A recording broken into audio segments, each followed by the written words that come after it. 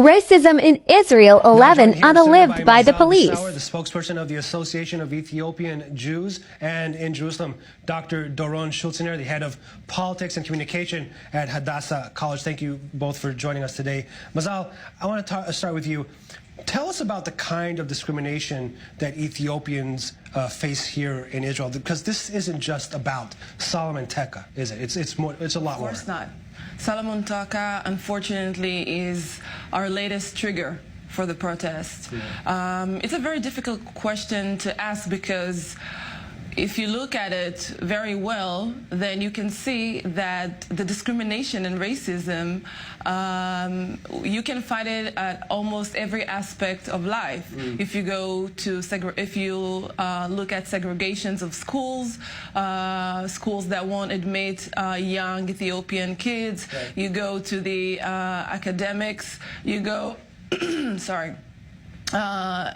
You go to the government, you see that there are not enough representation. Not enough representation, and of course the police brutality, which is to us is the most it's the most urgent, because our life are at stake. I want to talk a little about more and show some numbers, put it on the screen. You know, 11 young Ethiopians have died in clashes with police officers since 1997. 20% of youngsters in jail are Ethiopian boys, while the proportion of the population is less than half a percentage point. The number of indictments filed against Ethiopian Israeli minors dropped by 8% between 2016 and 2018, but went up by 20% against Ethiopian Israeli adults. Yes. Furthermore, when you talk about education, 62% were entitled to the matriculation certificates in 2017 at least, while in the overall Jewish population it goes up much higher to 79%.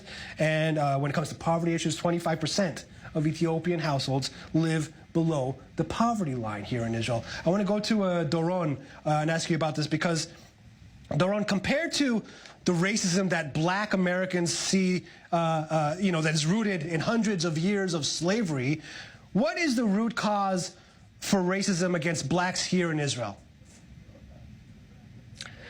You're right that it's very different. The context, the historical context in the United States is very different, starting from slavery to nowadays with the not just poverty but violence within inner city ghettos and etc. In Israel, it's a relatively new phenomenon where this immigration starts mostly from the 80s onwards. I think the new thing here is the new generation, as far as I understand it, and from the talks that I've had, we see that the younger generation, and those that led the demonstrations, those are 15-year-old and slightly more, slightly less, they do not budge, and they do not take in the kind of insults and the type of treatment that older generation, I'm talking about generation, we are talking about even 6 or 8 years older than them, they do not agree with that, to say the least, and they are the ones that took to the streets. It's a matter of a new generation, a generational difference that we see here in the streets. Yeah, Doron, I want to continue that line of thought, because there have been many waves of immigration to Israel that have suffered discrimination. If it was Mizrahim, people from Jews from Arab countries, if it was Russians, is the discrimination against Ethiopian Jews basically more of the same?